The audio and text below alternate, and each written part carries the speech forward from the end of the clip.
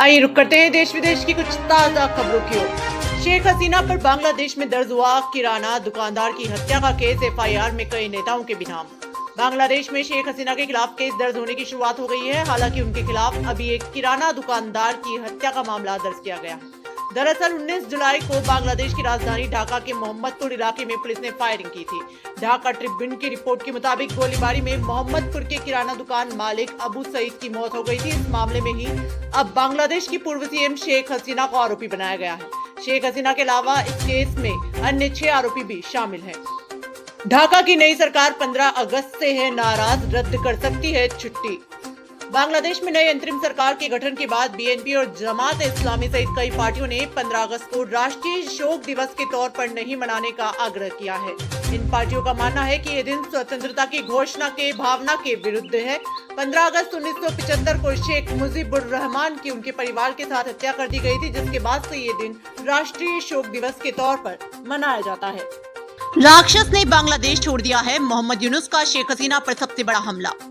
बांग्लादेश में शेख हसीना के विरोध में प्रदर्शन कर रहे छात्रों की अंतरिम सरकार के चीफ मोहम्मद यूनुस ने तारीफ की। उन्होंने कहा कि छात्रों के नेतृत्व में ऐसी क्रांति आई जिसने सरकार को पलटा। शेख हसीना को देश छोड़कर भागना पड़ा। उन्होंने हसीना को राक्षस भी कहा। अंतरिम सरकार के चीफ ने हसीना पर हमला बोलते हुए कहा कि ये छात्री थे जिनकी कुर्बानी के बाद उस राक्षस को देश छोड़कर भागना पड़ा। बाइडेन से भी कई ज्यादा अयोग्य हैं कमला, नहीं कर पाई बॉर्डर की सुरक्षा, एलन मस्क से बोले Trump. Social media platform x पर एलन मस्क को दिए एक इंटरव्यू में डोनाल्ड ट्रंप ने कहा, व्हाइट हाउस से बाइडेन को जबरन बाहर किया जा रहा है, उन्हें इस चुनाव से भी जबरन बाहर किया गया है। डोनाल्ड ट्रंप ने कमला हैरिस पर भी निशाना साधा और कहा वो जो बाइडेन से भी अधिक अयोग्य हैं। इंटरव्यू के दौरान एलन मस्क ने कहा कि कमला हैरिस और जो बाइडेन अमेरिका के दुश्मनों को डरा नहीं पाए हैं।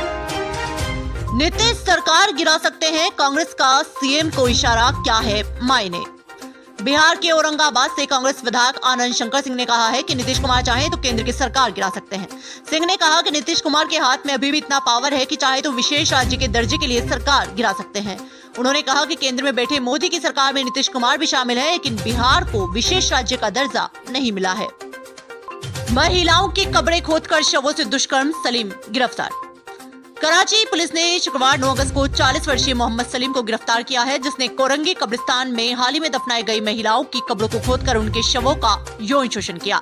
आरोपी ने अपना अपराध खुद कबूल किया है और कहा कि उसने 4 कब्रों को अपवित्र किया। स्थानीय लोगों ने उसे 55 वर्षीय महिला की कब्र को अपवित्र करते हुए पकड़ा और पुलिस को सौंपने से पहले उसकी पिटाई भी की। कांग्रेस ने की माधवीपुरी के इस्तीफे की मांग, अडानी मामले की जांच सीबीआई को सौंपने की अपील। कांग्रेस नेता जयराम रमेश ने सोमवार को हिंडनबर्ग रिसर्च के आरोपों की जांच की मांग दोहराई है। इसमें सेबी चेयरपर्सन माधवीपुरी बुच और उनके पति धवल बुच की अस्पष्ट ऑफशोर संस्थाओं में हिस्सेदारी होने का दावा किया गया है। कांग्रेस ने इसे अडानी मनी साइफनिंग घोटाला बताया है और सेबी प्रमुख के इस्तीफे की मांग कर रही है। सुप्रीम कोर्ट से जांच को सीबीआई या एसआईटी को सौंपने की अपील की जा रही है। महिला नेता के हाथों में होगी बीजेपी की कमान, नए अध्यक्ष को लेकर तेज अटकलें। भारतीय जनता पार्टी के राष्ट्रीय अध्यक्ष जगत प्रकाश नड्डा का कार्यकाल समाप्त हो चुका है, वहीं अब तक नए अध्यक्ष के नाम पर मुहर नहीं लग पाई है। खबरें हैं कि इसे लेकर हाल ही में भाजपा की कुछ स्तरीय बैठक हुई थी। इसमें राष्ट्रीय स्वयंसेवक संघ के पदाधिकारी भी शामिल हुए थे। अटकलें हैं कि पार्टी की कमान ओबीसी यानी अन्य पिछड़ा वर्ग या किसी महिला नेता के हाथ में दी जा सकती है। राम रहीम की हुई रिहाई, हरियाणा चुनाव पर क्या रहा असर। रेप और हत्या केस में सजा काट रहे डेरा सच्चा सौदा प्रमुख राम रहीम को हरियाणा सरकार ने 21 दिनों की फरलो दी है। बता दें ये 7वीं बार है जब राम रहीम को चुनाव से पहले फरलो या पेरोल मिली है। जानकारी के अनुसार राम रहीम को 6 चुनाव में 192 दिनों के लिए फरलो या पेरोल मिल चुकी है। कांग्रेस ने सवाल उठाया है कि क्या भाजपा अपने बूते चुनाव नहीं जीत सकती है। राम रहीम के फरलो पर बीजेपी फिलहाल चुप्पी साधे है। यूपी के 10 नए राष्ट्रीय राजमार्ग बनाने का प्रस्ताव, सीएम योगी की केंद्र से मांग। दिल्ली में यूपी के मुख्यमंत्री योगी आदित्यनाथ ने केंद्र सरकार के समक्ष 10 नए राष्ट्रीय मार्ग कॉरिडोर बनाने का प्रस्ताव रखा है। इनमें से कुछ कॉरिडोर यूपी, नेपाल, राजस्थान, झारखंड, मध्य प्रदेश और उत्तराखंड को जोड़ेंगे।